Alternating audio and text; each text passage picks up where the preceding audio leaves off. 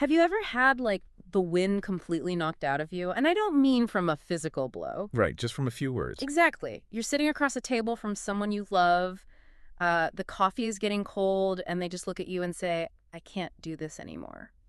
Yeah, it's that specific world-shattering feeling. It really is. It feels like all the color and the good has just drained right out of your life in an instant. So today, for this deep dive, we're figuring out why human beings are basically biologically wired to self-destruct when someone says, I don't love you anymore. And more importantly, we're going to look at the bizarre, almost counterintuitive psychological tricks to actually overriding that pain. Because it's an agonizing space to occupy. You know, you feel so incredibly isolated. Oh, absolutely. When you're in the middle of it, you feel entirely alone, like you're cut off from the rest of the functioning world. Yeah. But the reality is, it's actually the most universal of human sorrows. It just doesn't feel that way. Right, well, think about what happens when you experience other types of loss.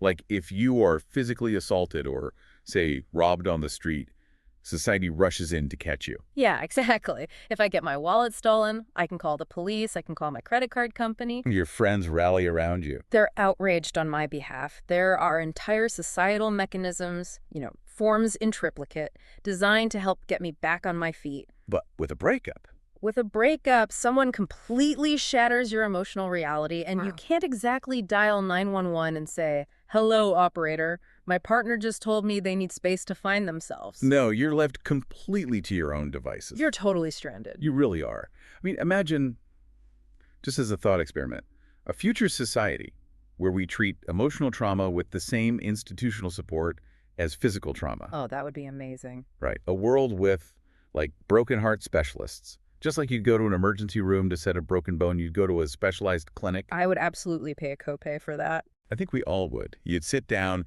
a professional would listen to your specific brand of devastation, and they would prescribe highly targeted remedies. Like pills. Not pills necessarily, but a specific philosophical book, or maybe a Mozart opera.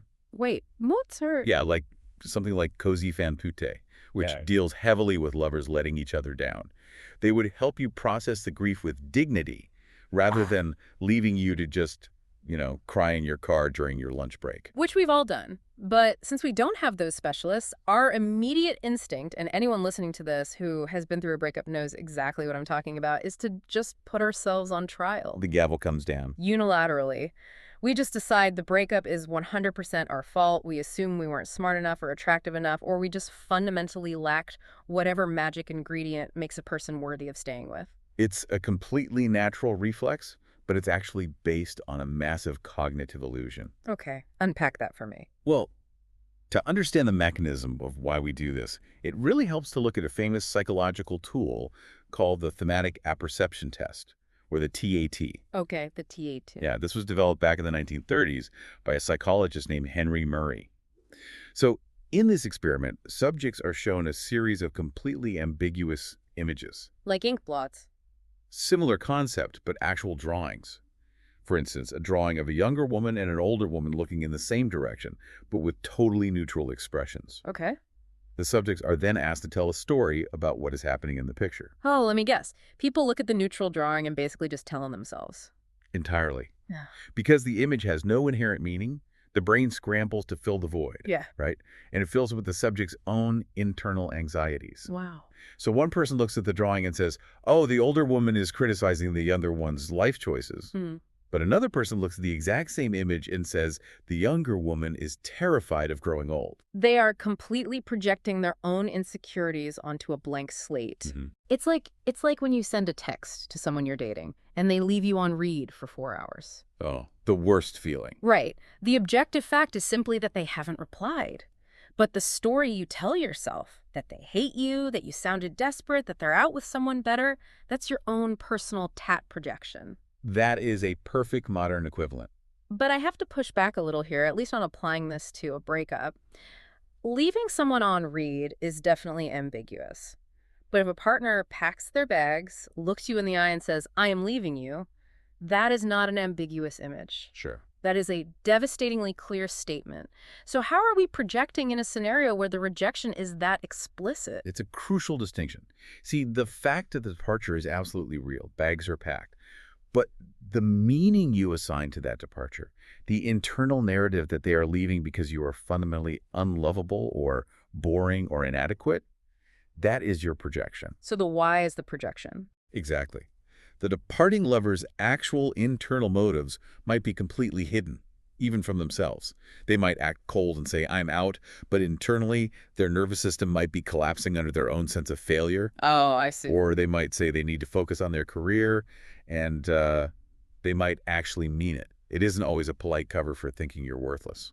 So we basically assume we have all the data, but we really only have our own insecurities talking loudly at us. Precisely. And this is where leaning on Socratic philosophy becomes incredibly useful. Socrates. Yeah. Socrates famously argued that true wisdom is knowing when you don't know. Embracing the ambiguity of exactly why someone left is really the only way to free yourself from the torture of self-incrimination. So you can accept the deep sadness of the loss. Without taking on the entirely separate, unnecessary burden of deciding you are defective. Okay, well, if accepting the ambiguity of why they left frees us from blaming our present selves, the next logical question is, why do we keep picking people who make us feel this way in the first place? Like, why is our picker so consistently broken? Because the choices we make today aren't really about today at all. I mean, falling in love is often like casting a play. Okay. You think you and your partner are acting out this spontaneous, beautiful romance together. But halfway through the second act, you realize your partner is reading from a completely different script. Let me guess. A script written decades ago. Heavily edited by their parents, yeah. Mm. It's shaped by their earliest childhood environments. Enter John Bowlby in attachment theory. Right. Bowlby's work in the mid-20th century fundamentally changed how we understand adult romance.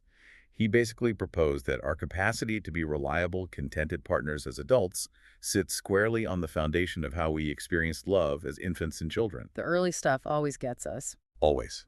So he outlined 3 main types of attachment. First, you have secure attachment. This makes up roughly 50% of the population. Really? Half. About half, yeah. These people had caregivers who were generally attuned and reliable. As adults, they communicate honestly. They don't panic at minor conflicts, and they fundamentally expect to be treated well. Well, it must be nice for that 50%. But let's talk about the rest of us. Fair enough. The other 2 primary categories are anxious and avoidant. And these stem from different types of early environmental stress. So anxious is what, exactly? Anxious attachment often develops when a caregiver's attention is inconsistent. So sometimes smothering, sometimes entirely absent. And avoidant. Avoidant attachment often develops when a caregiver is emotionally distant or heavily critical, which basically teaches the child that relying on others is dangerous. Wow. And the great combustible tragedy of human romance is that anxious and avoidant people are magnetically drawn to each other. It really is a lethal combination. Let's look at how that actually plays out in a living room at like 2 a.m. Because it's never just theoretical, it's visceral. Oh, it's a powder keg. Right. So the anxious person feels a sudden distance, so their nervous system completely spikes. They crave closeness, reassurance, physical touch. They need to fix the problem right now. And how does the avoidant partner react to that intense pursuit? They feel hunted. Exactly. The avoidant person's nervous system interprets that demand for closeness as a threat of engulfment. Under pressure to be warmer, they instinctively freeze and withdraw. They feel controlled. So in that 2 a.m. fight, the anxious partner just pushes and pushes because their brain equates distance with abandonment. And the avoidant partner shuts down. Their face goes blank, and they silently fantasize about escaping. Maybe just going to another ring to read a book or moving to another country entirely just to relieve the pressure. It's a perfect nightmare loop. The anxious person's deepest fear is abandonment, which triggers the avoidant person's deepest fear of being trapped, which makes them pull away. Which just proves the anxious person was right to be terrified all along. Exactly. But explain the mechanism here. Why on earth do we aggressively seek out this exact cycle? Why do we actively reject the secure, stable people? Right. Like, you meet someone kind, they text back immediately, they say what they mean, and you think, ugh, there's just no spark. They're so boring. Why do we do that? It comes down to how the human brain functions as a prediction machine. See, the brain's primary job is survival, not happiness. And to survive, the brain craves predictability. We don't actually seek happiness and love. We seek familiarity. Wait, we don't want to be happy. We think we do, consciously. Yeah. But subconsciously, if your earliest experiences of love were intertwined with anxiety, control, or a distant parent, That chaotic dynamic becomes your baseline for what love feels like. Oh, wow. So when a healthy, secure partner comes along and offers unconditional tenderness, your nervous system rejects it. It feels alien. Unpredictable safety registers to a traumatized brain as danger because it's just waiting for the other shoe to drop. So we instinctively head toward people who will frustrate us in familiar ways. Because a predictable bad outcome feels safer to the nervous system than an unpredictable good one. That is heavy. Our nervous systems are literally choosing predictable trauma over unfamiliar safety. That explains so much. But all of this elevated logic, all the understanding of attachment styles and nervous system regulation, it completely vanishes the second you find out your ex left you for someone else. Ah, the entrance of the love rival. Right. Suddenly, you're no longer a rational adult. You're an unhinged private investigator. You're like 4 years deep into the rival's Instagram feed at 3 in the morning, obsessing over the burning question, what do they have that I don't? Yeah, we've all been there. How do we stop that spiral? By applying a dose of slightly nihilistic reality. It's a basic feature of human psychology that we only ever know a love rival from the outside, but we know ourselves from the inside. Oh, that is incredibly true. From the outside, the rival is a curated highlight reel. They have amazing hair, a lucrative career, they seem infinitely patient, and they probably spend their weekends, I don't know, rescuing golden retrievers. Right. But from the inside, we know every single one of our own chaotic, insecure, neurotic flaws. We compare their PR campaign to our behind-the-scenes footage. That's a great way to put it. But the undeniable reality is that human beings universally are deeply disappointing up close. Wow, nihilistic indeed. I mean, there is no such thing as a perfect person. There are merely differently flawed ones. Whatever shiny, exciting new attractions this rival offers your ex, they are simultaneously bringing an entirely new set of neuroses, irritants, and demands. So your ex hasn't entered a frictionless paradise. Not at all. They've just exchanged one set of relationship problems for a different set. The person who left you is operating under the very common delusion that a different partner equals permanent happiness. And what if there is no rival? What if no one packs a bag, there's no dramatic exit, but the passion just quietly flatlines? The fading of love. Yeah. You're 5 years in, the romantic intensity is entirely gone, but you stay together for convenience or the mortgage or just because the thought of untangling your lives is exhausting. Society is absolutely brutal to couples in that situation. If the spark is gone, we view staying together as a kind of moral failure. We do, and it's largely because we live in an era heavily influenced by romanticism, a philosophy that views a union without intense, burning desire as a tragedy. We are culturally conditioned to expect our life partners to be our best friends, our fiery lovers, our co-parents, and our spiritual guides, all rolled into one. For like 50 consecutive years. Exactly. Which is an impossible job description. Completely impossible. Think of it this way. Assuming lifelong romantic intensity is the norm is like assuming everyone can make a living as a professional athlete or a stand-up comic. It's an extreme statistical outlier. Right. A few rare, highly unusual individuals might sustain that specific kind of passion for decades, but it shouldn't be the baseline expectation by which everyone else measures their failure. That's really comforting, honestly. If you are in a relationship where the blinding romance has faded into a quiet companionship built on shared commitments and deep loyalty, you haven't failed at love. You are simply meeting a very ordinary yet rarely celebrated stage of human bonding. Okay, so whether a relationship explodes because of a rival or it slowly fizzles out until someone finally pulls the plug, the way the exit is handled dictates how deep the trauma goes. And there are some truly terrible ways to end things. Oh, there is an art to leaving, Yeah. and most people fail at it spectacularly. What's the worst way? Well, the most common mistake is lingering. You know it's over, but you've already booked a summer holiday or their birthday is next month, so you stay, leaking resentment the entire time. Ooh. Then there's evasiveness. Instead of breaking up, you act out. You drink too much, you pick fights over nothing, secretly hoping you'll behave so terribly that the other person is forced to do the dumping for you. Oh, I've seen that happen so many times. But the absolute worst one, I think, is deceptive niceness. This is the ultimate coward's move. Like what? Saying things like, you are the most amazing person I've ever met, I'm just too broken for you right now, or, I just need a few months to find myself. It is incredibly cruel because it breeds false hope. Yeah, the person being dumped is left thinking, well, if I'm so amazing, I'll just wait here until they're ready. Exactly. Deceptive niceness is really just a way for the person leaving to avoid feeling like the villain. A truly mature breakup requires a kind of brusque bravery. So what does a good breakup look like? A good departing lover offers directness. They give clear structural reasons. They don't list your every personality flaw, but they might say, look, we have fundamentally divergent views on where to live and how to manage money, and we are on a collision course. Which is hard to hear, but honest. And most importantly, they have the courage to accept being the bad guy. They allow you to hate them for a while without demanding that you absolve them or stay best friends immediately. They give you the gift of clarity, even if it hurts. But eventually, they are gone. You're sitting alone in your apartment. How do you actually process the memory of them? Because everywhere you look, there's a ghost. To understand how to heal, we actually have to look at the philosophy of memory. The 19th century German philosopher Friedrich Nietzsche wrote a fascinating essay on this called On the Use and Abuse of History for Life. Okay, in a modern culture obsessed with documenting absolutely everything, Nietzsche's take is wild. Didn't he basically say that cows are emotionally superior to humans? He essentially did. Nietzsche observed a herd of cows grazing in a field and envied them. Envied a cow. Yeah. Why? Because a cow is entirely unburdened by the past. It lives in a state of continuous present. Humans, on the other hand, are weighed down by history. Right. Our culture tells us that remembering is always a virtue. We obsessively take photos, we analyze our childhoods, we cling to nostalgia.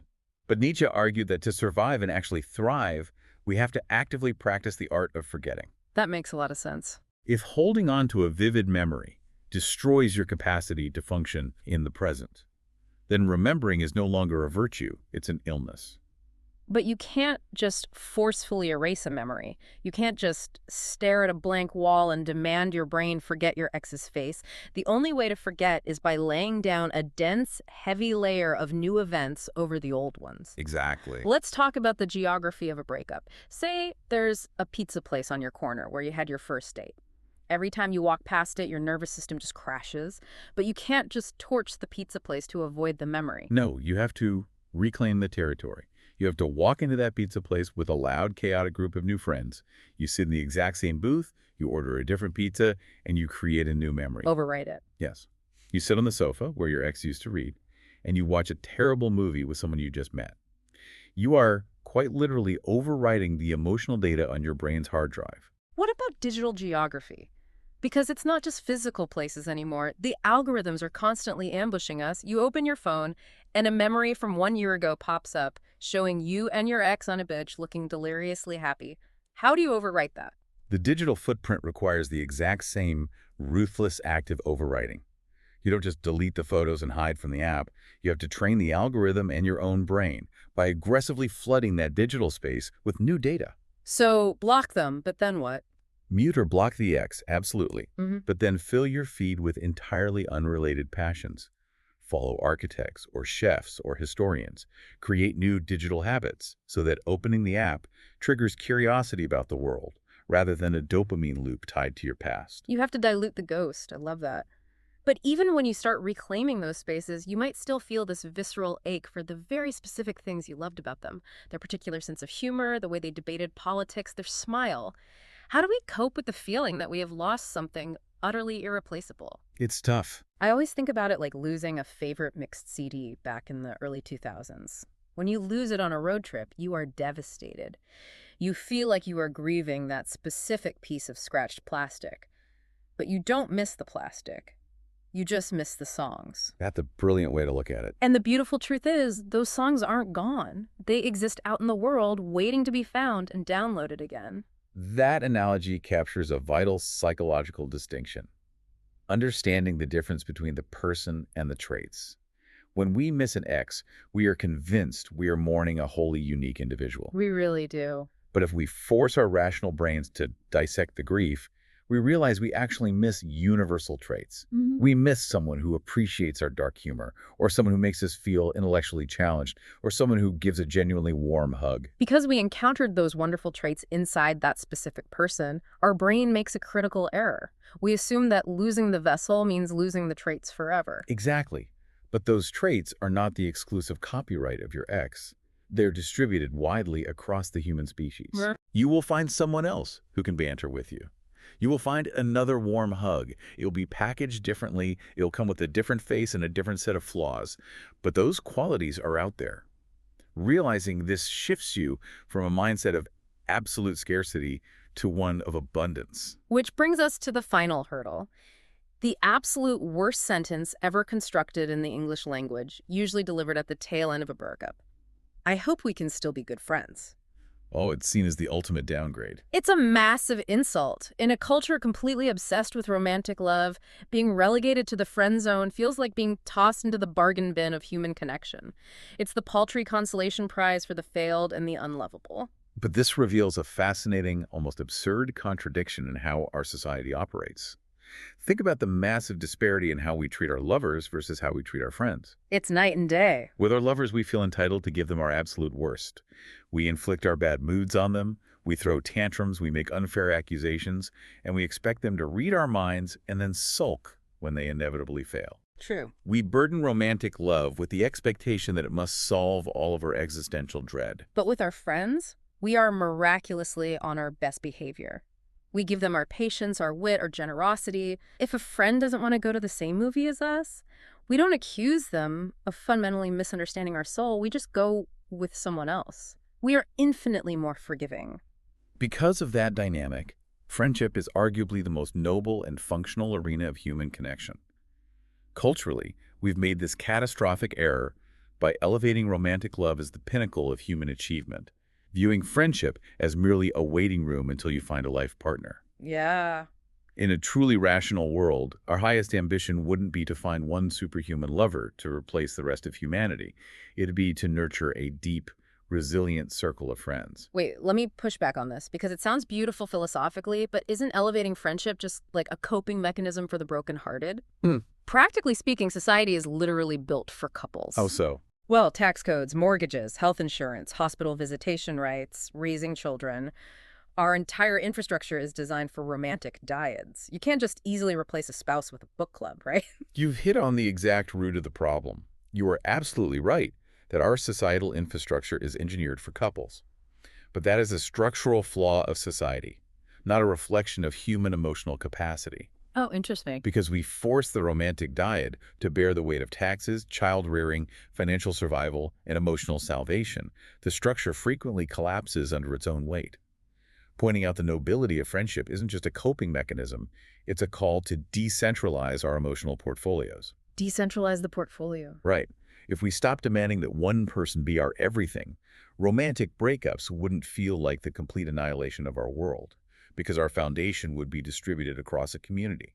That is a total paradigm shift. Okay, Right. so what does this all mean for the person listening right now who might be deep in the trenches of a breakup? First off, the sheer fact that you were listening means you didn't die. It felt like a mortal wound, but you survived, which proves a level of resilience you didn't even know you had. Absolutely. Secondly, you learned crucial data about your own blind spots. You now know how your nervous system reacts, which makes you far more equipped for the next relationship. And most importantly, you learn that your inner contentment cannot be outsourced to one single human being. And beyond those personal growth metrics, there is a profound philosophical initiation that happens when your heart breaks.